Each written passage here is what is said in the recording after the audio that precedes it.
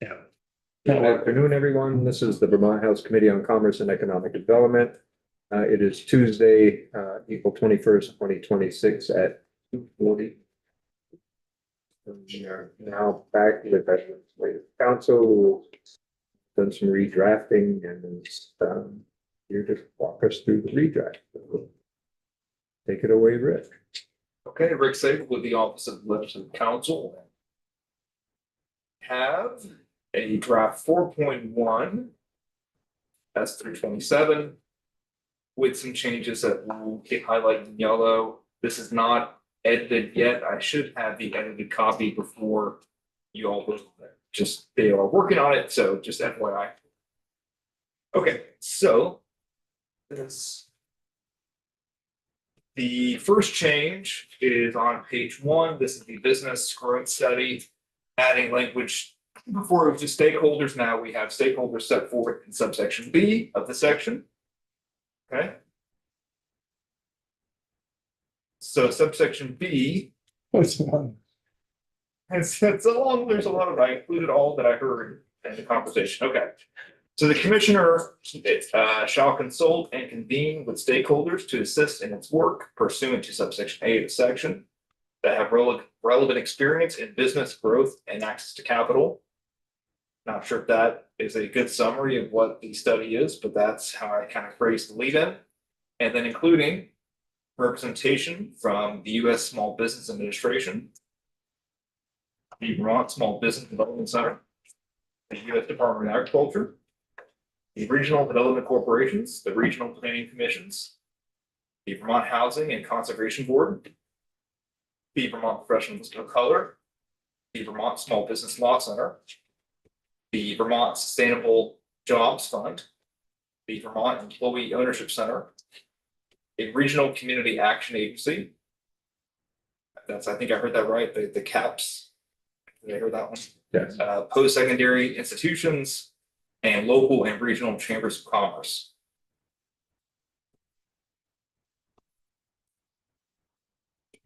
It feels a little long. I wrote down everything.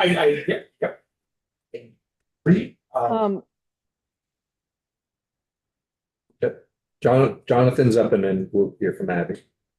So I was just curious if maybe there are something, if we're thinking also that there may be others, does, knowing that post-secondary institutions is not a single entity, chambers, again, are we thinking that they will all be, so we're just consulting, it's just, we're not, is it convening everybody that we're gonna need a meeting with 14 or so?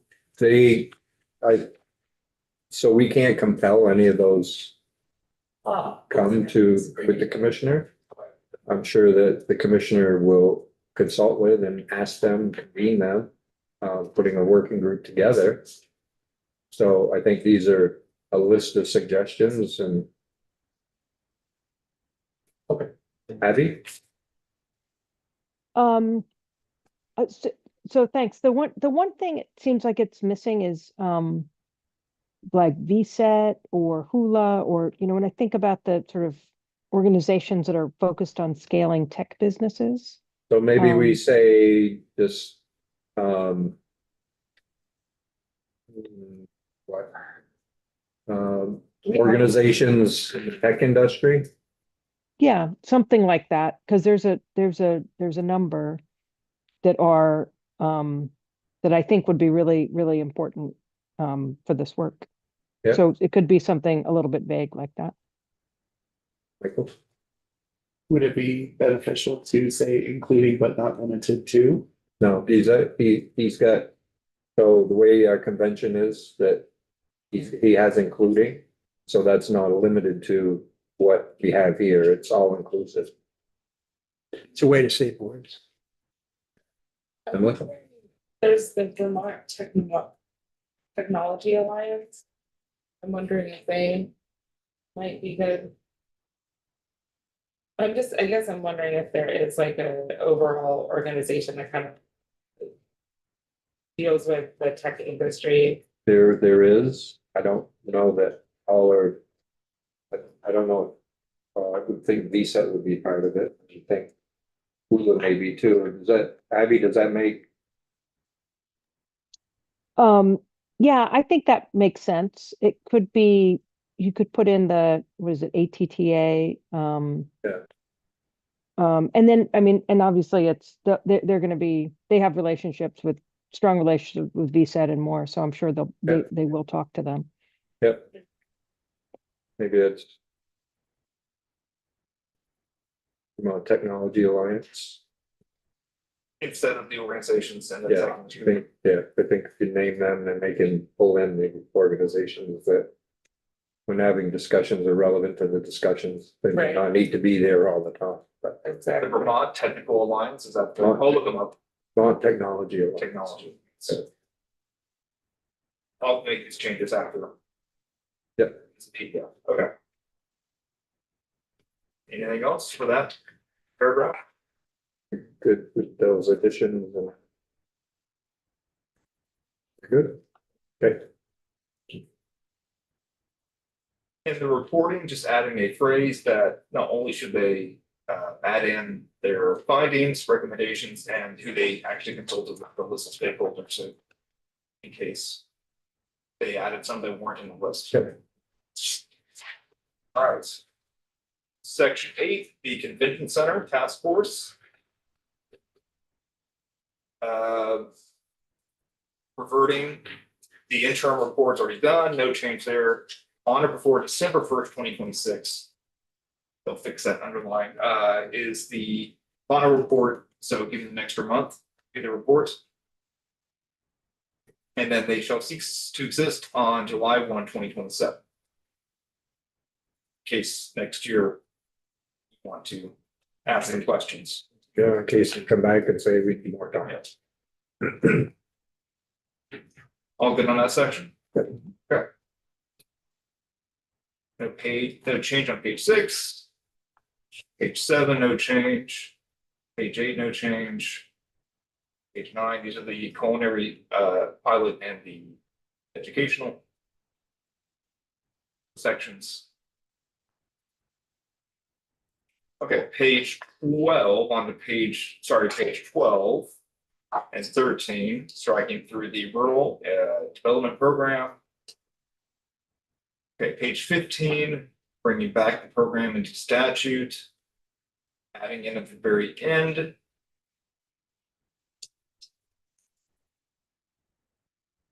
Okay, so I'm phrasing this as retroactive project costs. And maybe that's not the best way to word it. An applicant that received a rural industry development grant program award before the effective date of this act shall be eligible to have its award amount be 50% of the total project cost pursuant to F1A, which is this. This right here, this 1 million or 50% No, project cost. no, Okay, don't. I don't think we're looking. Wait.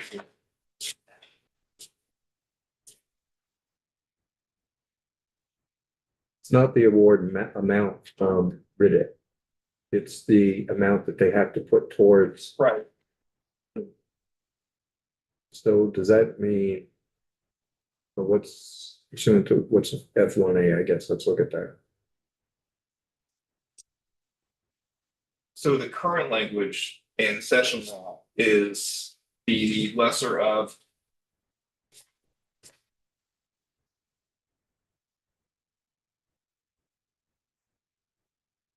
$1 million or 20%. So you're giving them, So we're not changing the amount, we're changing 50, okay. and it's a little confusing, Yeah. and that's why, I just want to make sure we're not providing a bigger grant. so I put 2 in there, because I thought about that, because I think this is kind of strange, I'll be honest, this is kind of strange what we're doing here. It's that you're having a person that received the award. Currently, it's their award is a set amount, right? Let's say it's $1 million, right? Was that $1 million based on their total project cost 25 million? So That way, they had $1 million, 20% was not. The language is the lesser, of, right?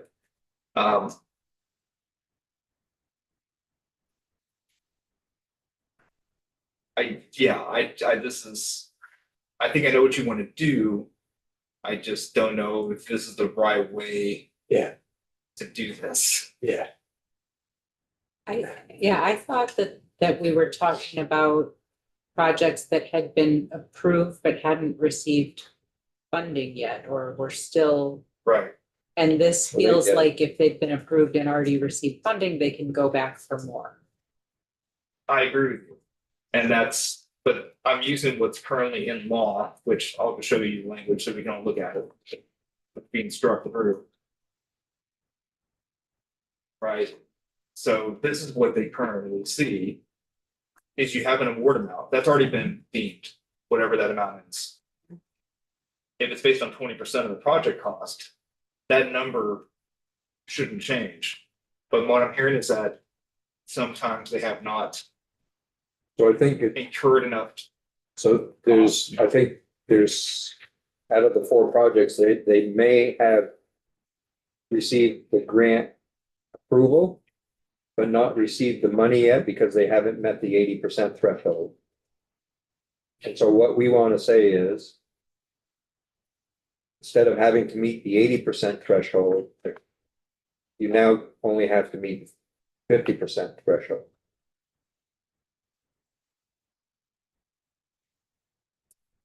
Are they open? Like, do they close the contract after the money's been given out? So is there a way to say open applications or something along those lines? I don't know how to run the program. I don't either. Wouldn't they have to keep them open if it was deed restricted? Well, they're gonna be open because the money could flow back in, Because it could be a revolving right, fund, if they so they're all sell. open.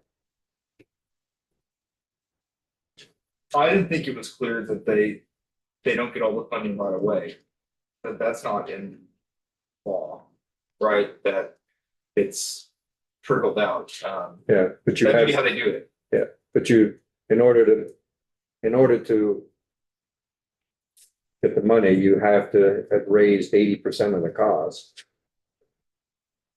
Or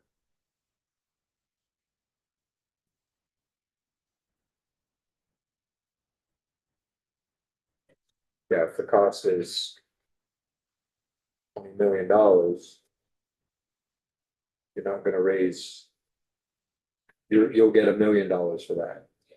Right? Right, it's, so right now, so. Yeah. GDIC has just a $20 million project, and received $8 million grant award. Mhm. So if they getting to whatever 80% of 21 million is, I guess we're looking at something over $16 million to.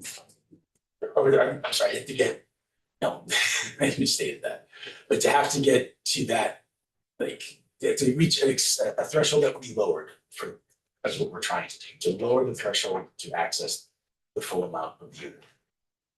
And that is. But the award amount's already been set. It's already set. We're not changing the award amount. So but, so the amount is X amount of money, right?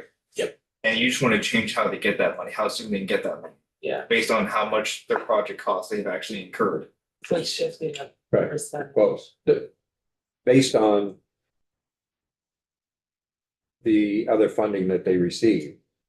So they have to raise 80% of whatever the cost of that funding. Of that project.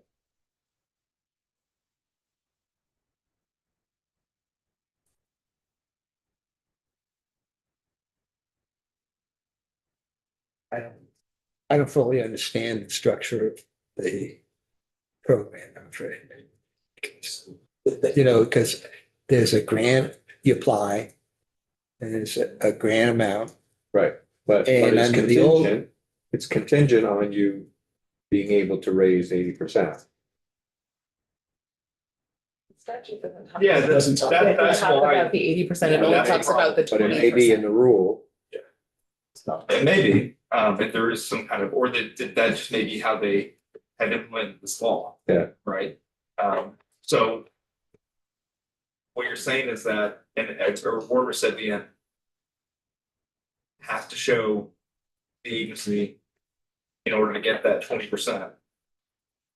That they have spent 80%, Or they have raised 80%. that they've raised 80%. Are they not permitted to spend their own money? Sure.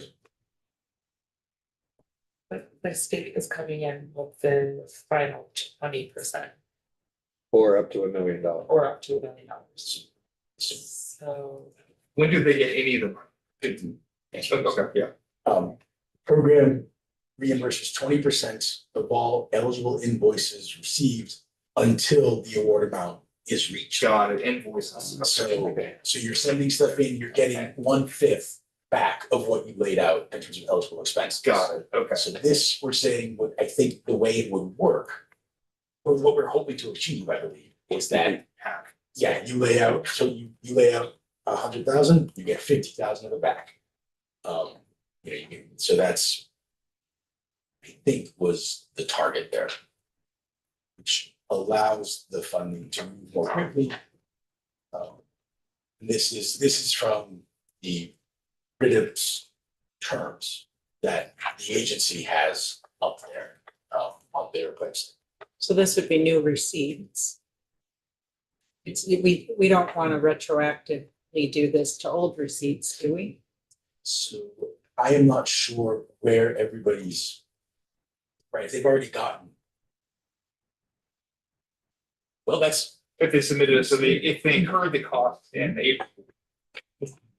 And submitted it in August. An old receipt, right? yeah, and then, so if they put in 100,000 and they got 20K back, the idea would be that receipt now, the agency is holding on to 30,000 of what, you know, if under the new math, they would have gotten 50,000. So the agency would send them another 30,000 of their reward.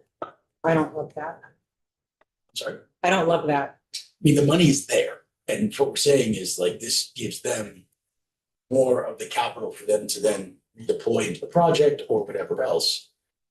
Then it's in the agency's hand for less. But it does, I mean, that feels different than, you know, maybe how we had Talked about it. talked about it, in that it's, that what we're talking about is award amounts. What the legislation is talking about is award amounts, what we're talking about is disbursement. Right. So. Did BDCC send us any recommended language?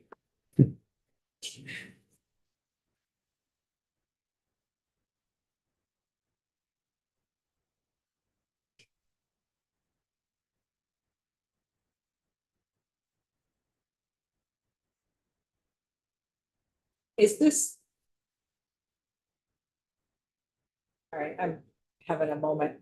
This new 20% to 50% is on any eligible project? Or is it only on projects that have new eligibility? These are for new applicants. but isn't it also?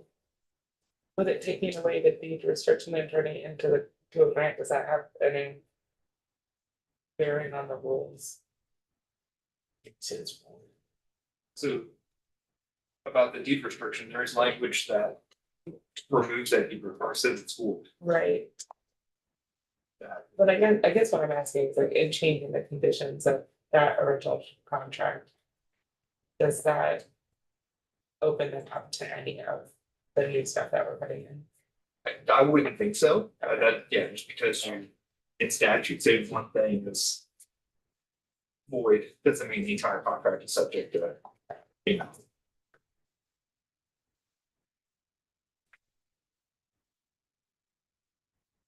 Not seeing anything in our witness list. So. Did I hear some, maybe it's Jonathan was explaining how it runs, is it on an invoice basis? So the total award isn't any different, so if it was $1 million award, just talking about invoicing expenses as they come in. Yes, so as the recipient performs the eligible work. Expenses, they send it to the agency. The agency reimburses. 50% Currently it's instead of 20%. 50% instead of 20%. And we're asking it, be contemplated is, yeah, having that be moved to 50%. And so that we, And the award, but the award amount remains the same, that doesn't change, you're right, that stays the same. but you're increasing, and you're not retroactively increasing invoice awards. Wow. Well, that would make Rick's job even harder. The idea is, yeah, that the award is held by the agency, not by the recipient. And they Right, but receive it if as the they invoice was make progress. submitted a year ago, do they need to go back and award an additional 30%? I think that's one potential. I don't know when people got their awards. I don't know where they are in the process. You know, I am ignorant of. Yeah, so if their award was $20,000 or $50,000, they were awarded 20 already. And they haven't submitted any other invoice. They're eligible for another 30% of that. Right, and they only have For to that pay invoice. 50% on that 30. They only have to pay 30,000, so you said a $50,000 award? Yeah. Yeah, so, They got 20 already. and they got 20 already, so they got 30 left outstanding, Right. and you want So. invoices to be paid at 50%. Well, then they would, I think, look back on the invoices and pay those up. The prior invoices Right. too. I don't think that these are open-ended awards. It's only gonna be awards that haven't been fully expended, right? Correct. Ones that have already been paid out, they're done. They're just, See which one, like, can we get that data, like what's been paid out, what hasn't? probably what we can do is bring Lyle in. But I would suggest is that we move whatever we move bill. And then we can amend it, because it has multiple places it has to go. I took a stab at, based on Robert Cooper's comments, I have it reworded just because is this how they carry out the grant? I don't know.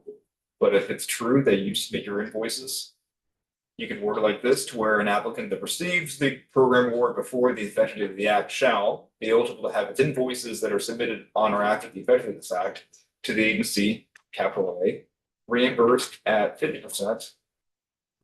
Oops, sorry. Reimbursed at 50% of the total project cost pursuant to F1A. I think it's getting there, but I think they were also talking about not just on or after, but before. Right, I think you want to be clear. So I have an option A, which is on or after. If it's not that, then I think it could be confusing for the agency. But again, that's probably a policy choice of how you want to handle those invoices.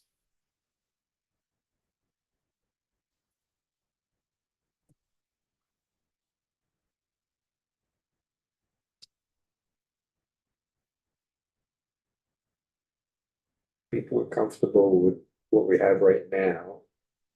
As Rick touch base with EED. What's highlighted. Yes. I'm okay with what's highlighted. It's just that going back to the other invoices.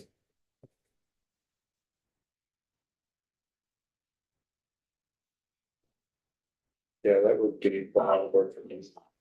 I mean, eventually, they're gonna get their money anyway, That's the thing, I'm like, they're gonna get their money anyway, so they get it quicker. faster now. But so have that conversation with ACCD. And see what they say. And we can always amend it. Put it forward. Try to leave it like this, or like Well, I think This is a better. People comfortable with this one? Right now, we're at on or after.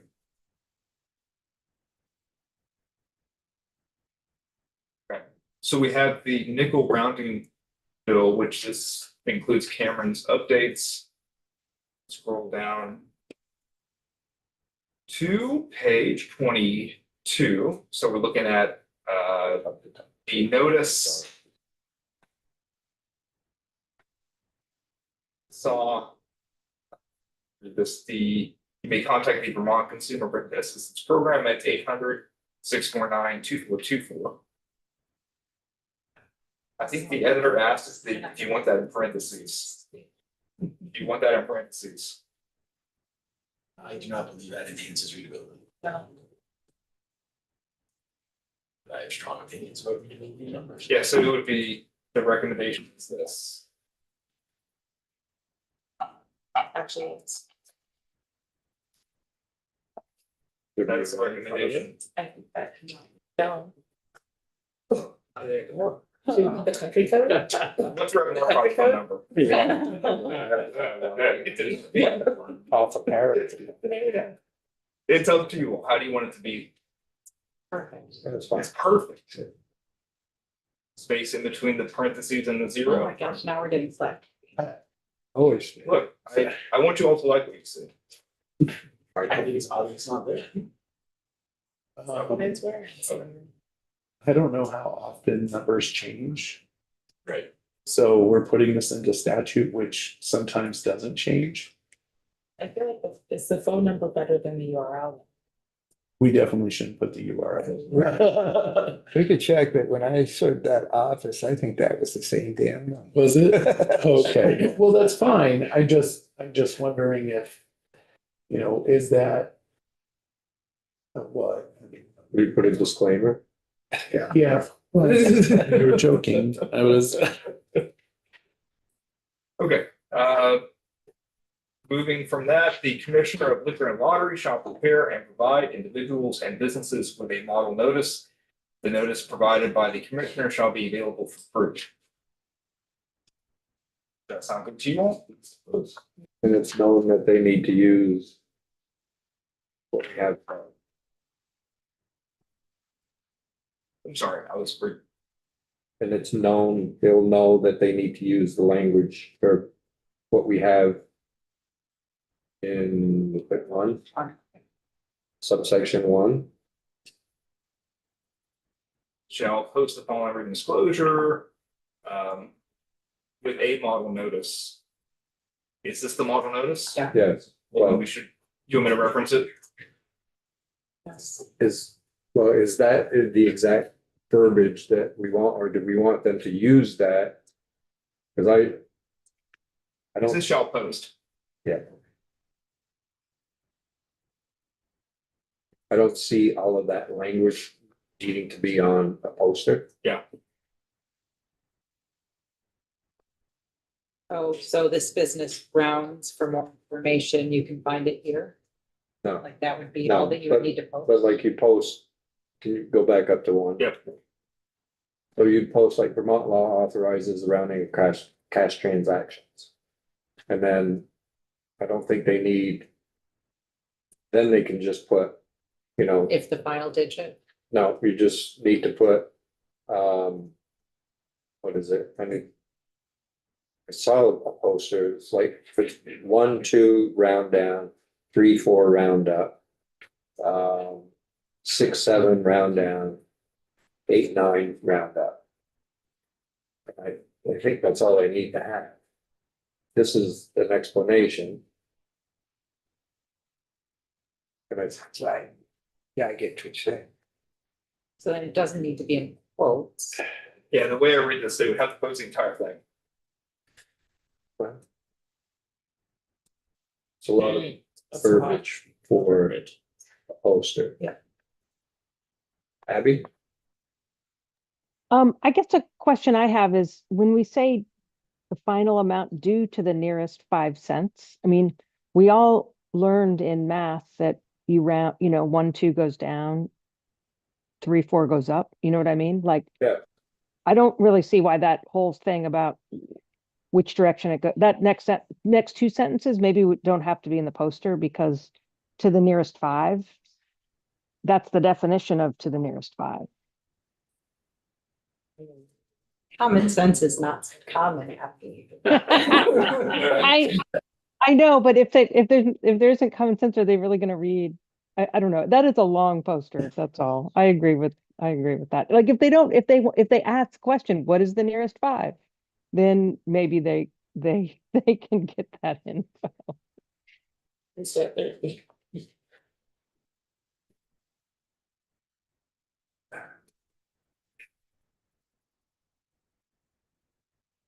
I hate to express little faith in my fellow man's math, but I like this way. It's like what they need.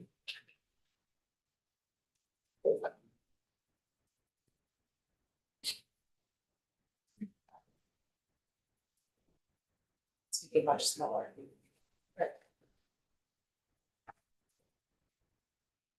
This amount of print is gonna be on a piece of paper and it's gonna be too small for someone like me to be able to read without reading glasses. In syntax wise, I don't know that everybody's gonna pick up on. What's what's being expressed. How, Abby, if it says round, it may round to the final amount to the nearest 5 cents. Yeah. And then whatever the last line is, this does not impact electronic or other. You know, but otherwise the rest of it, I mean, yes, there are gonna be some people that are going to think, well, that just assumes round up or round down, and the clerk should be able to say if it's a 1 or a 2, that would be closer to 0. And if it's 3 or 4, it'd be closer to 5. And, you know, Are these rounding rules standard? Can we say like per standard rounding rules? So I think we wanna make what that rule is, but if we want, Vermont law authorizes rounding of cash transactions. And we want this does not impact electronic or non-cash, if we want that on the poster. And then leave the rest for the department to decide on how they arrange that in between that and that.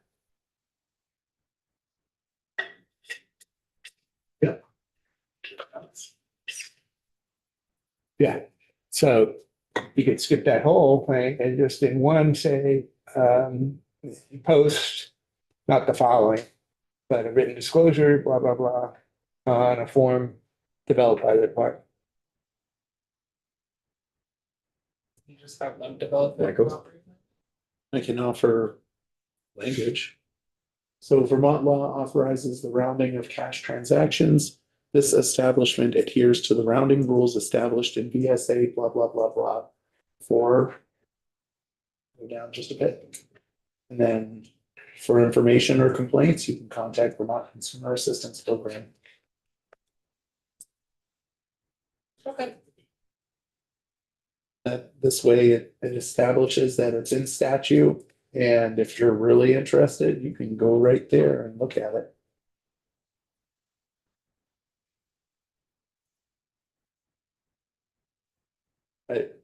I'm not like that committed to adhere to, but some sort of jargon that does exactly that. You're pointing directly to the statute for those that need help understanding how to round. You can go there and it can tell you. I agree with Michael. I think it should just point to state statute. And that's pretty smart. Abby?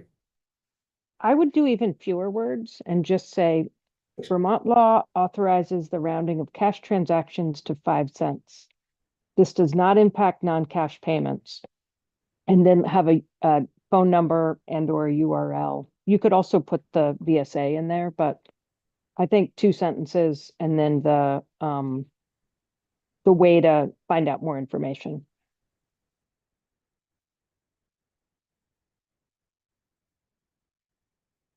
Abby, do you think it should reference the statute? I mean, I don't think so, but I just think I think the fewer words, the better. And we say Vermont law, and if they want to see the statute reference, they can call or go to the URL. And then we don't need a model policy. Do, I just don't think much you information is leave that. needed. Yeah, we don't need a model. Or we leave it like this and liquor and lottery can do that.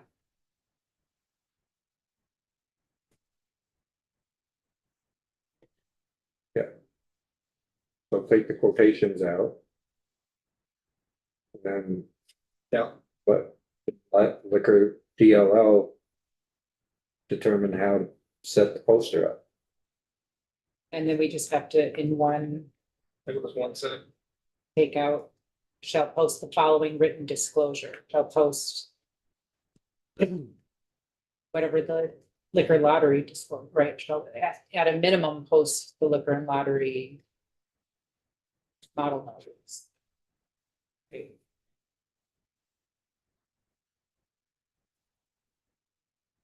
There we go.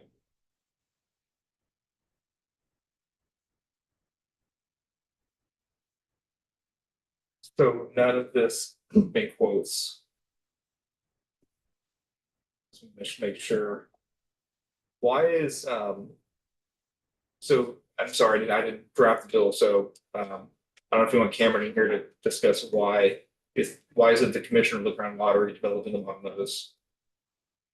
Are they, it's not just for liquor stores, it's No, it's for all the. all, why were they chosen? They to- Cause they volunteer. volunteer. They volunteered, great, okay, Lots of expertise, come on. okay, so remove this.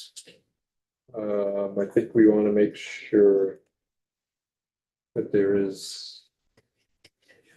We wanna make sure that the AG, the CAP program is referenced or.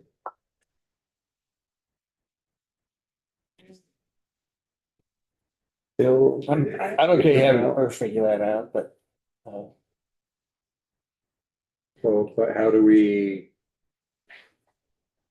How do we deliver our intent? Through DLL?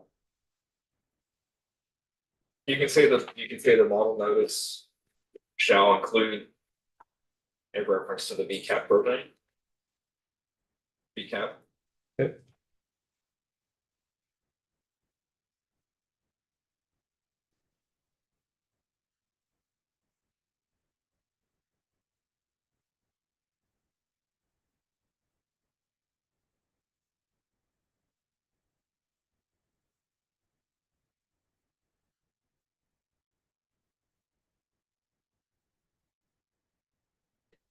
Should we say the notice provided by the commissioner shall be available free on their web page? On their website? Otherwise, we're telling them that they're gonna have to print it out too. If you think that would be helpful. I wouldn't, if I was the commissioner, I wouldn't assume I have to print off thousands of copies and go door to door. But what if I have the business in Colin, I don't want you to mail me a copy of that. I would say go to this website. But. You're not. I should be careful. How do they do with their other notices? They used to mail stuff out, now everything is on the website. I think, I mean, for them, for their liquor and lottery, if an agent were to say, I don't have capability to print it out, they would mail it to them. But this is not their, well, it could be if it's one of their 802 spirits dealers. That's true, they're not gonna get to every retailer.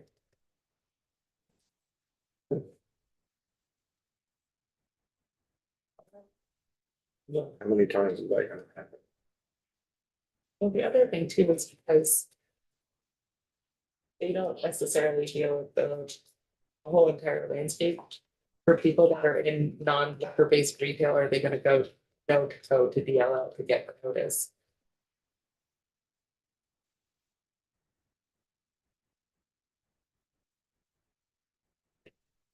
That's where the chambers come in, the retail grocers come in, SOS, and I think, you know, if um, ag food markets comes in and they see that you're rounding and you don't have a poster, I don't know, fine, you're right, they're gonna tell you, you gotta get a poster. And it could be when, yeah, we're not requiring that, but when maybe when ag licenses go out, renewals go out, they can do something about it there too, but I think we're getting. I was gonna say also, Secretary of State for just general business registration, we're getting noise, but. So change the order of these, because I think you want to give the commissioner a deadline, in my opinion, to produce the notice. You don't have to, but if you're requiring. Well, this is gonna be upon passage, right? It goes into effect. Right. And within 30 days. Does that make sense? Yeah.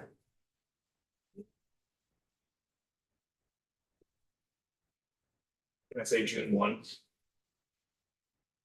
What if this doesn't pass by June? What if it hasn't been signed into law by June? Yeah. July 1?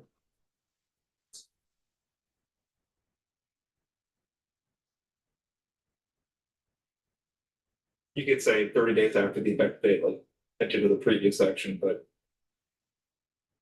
I feel like this one, you need to have a date certain for people. And it's on there before, so. Okay. We okay with this?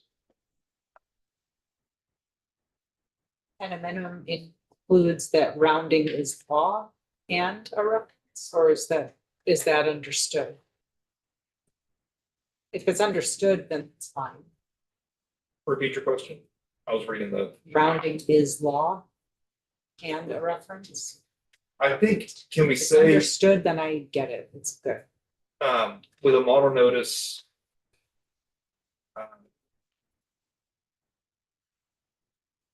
You don't have to do it, right? Oh, we got a minute.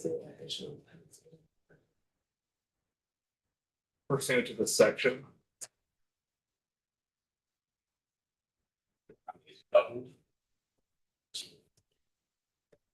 Otherwise, yeah, if you're not gonna give them direction, we say that this is what we're talking about, this section. But if you want to be more specific, we can be. But you also don't want to give them the long Right. quoted text that you've removed, so. That's great. Okay. We good with this? Okay, So number 2, again, the person that rounds transactions shall, under the section, shall post the model notice. Developed pursuant to subdivision 1. Okay.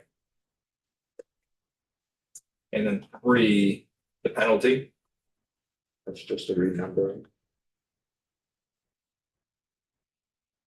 It's fine.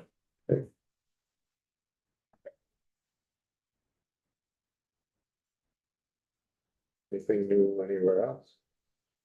So C pace, no changes. And just the effective dates, everything on passage, I believe, that's actually taking effect on passage. Okay, Let me check.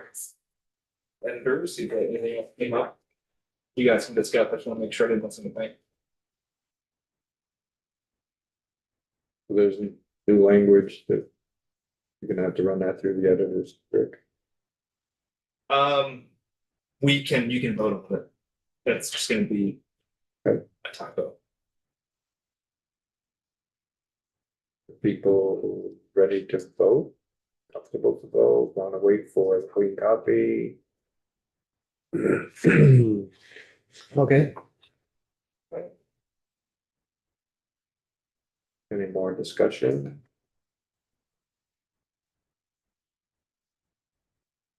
Okay, Round up without a. I'll round it up. Okay, entertain a motion to. Is this gonna stay at 4.2? 4.2 at 3:25 p.m. Okay. So, okay, so we have a motion by Representative Cooper to report favorably on draft 4.2 of S 227. Is there a second? I'll second. Tony's got it. Okay, Representative Nicholas seconds it. Any further discussion? Yeah, not, the clerk can call the roll.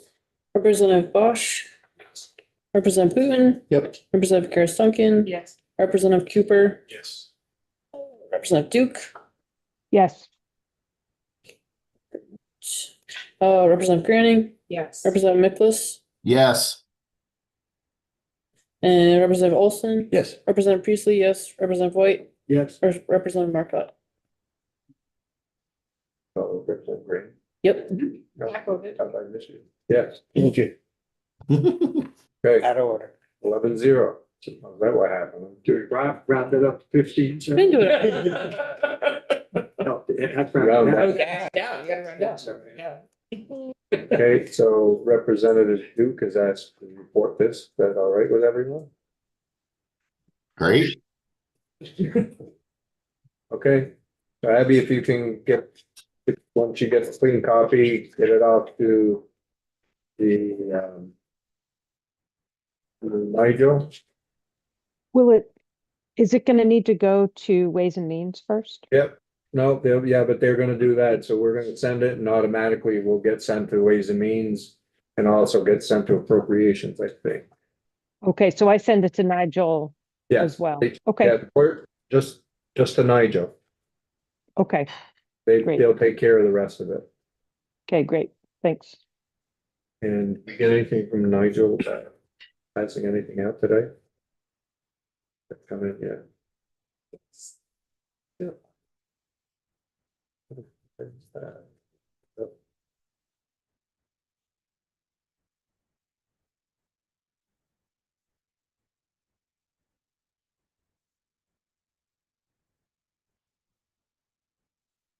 I'll email Jonathan and Rep Duke and the chair a copy of this bill.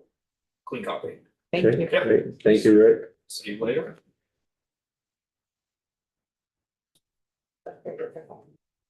In my pocket.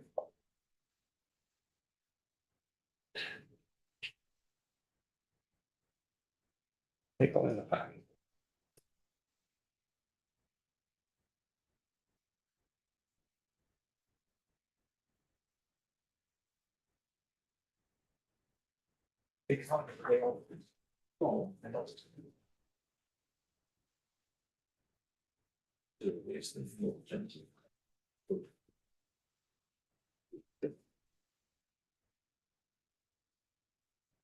Sophie, thanks for joining us.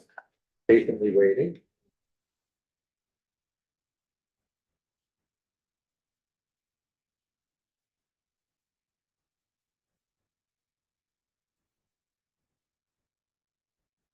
Afternoon, Sophie Zagatni, the Office of Legislative Counsel. Going to talk about draft number 3.1 of a strike all amendment of S 173. I go ahead and share my screen.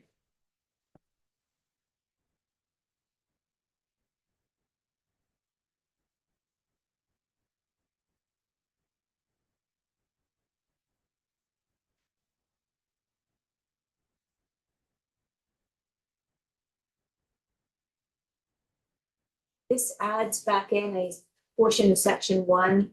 So originally, section 1 in this bill made some significant changes to the vocational rehabilitation statute and removed the initial screening that is done before you're eligible for a full assessment for vocational rehabilitation.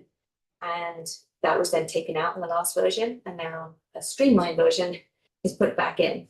So what this provides is simply that the form that's given to injured workers will clearly and simply explain workers' rights, including the choice of providers, the right to challenge determination, and then the new language is underlined, the right to request vocational rehabilitation services in the future if the work injury affects the worker's ability to earn a worker's pre-injury wage and reimbursement for related expenses. So it's a much smaller version of what was originally in section 1. And the other request from the last time I was in here was, given the list of questions that we were asking the working group to look at, was there a way to group them by topic? So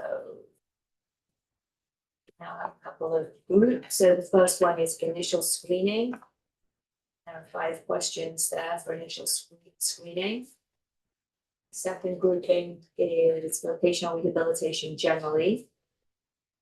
There are five questions there, and again, this adds in a claimant's being adequately and timely is being added into that question, informed of their right to request voc rehab assessment. The last section is wage replacement benefits, and there are 3 questions in this section.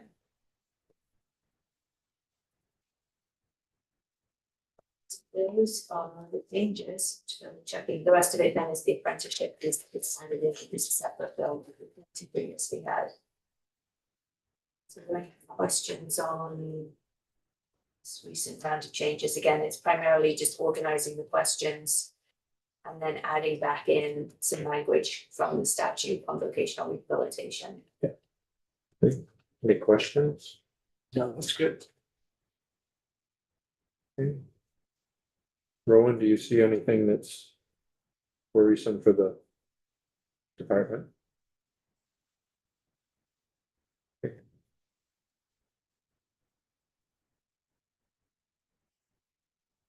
Okay. There's no questions.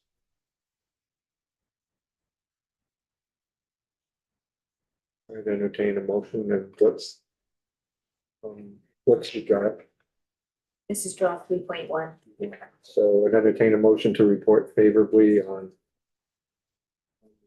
these 173 draft 3.1. Been moved by Representative White, the second by Representative Karis Duncan. Any further discussion? If not, the clerk can call the roll. Rep Bosch, Yes. Rep Gluten. Yep. Rep Karis Duncan. Yes. Rep Cooper. Yep. Rep Duke, Yes. Rep Granning, Yes. Rep Mickless, Yes. Rep Olson, Yes. Rep Peasley, yes. Rep White. Yep. Rep Markup. Yes. Okay, 11-0. Who would like to report it?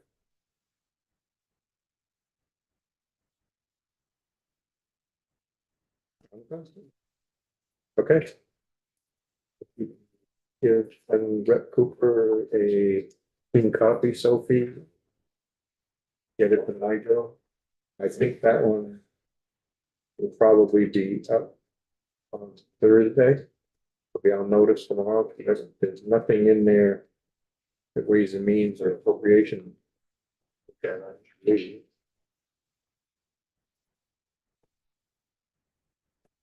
Very possible that it'll be up on Thursday.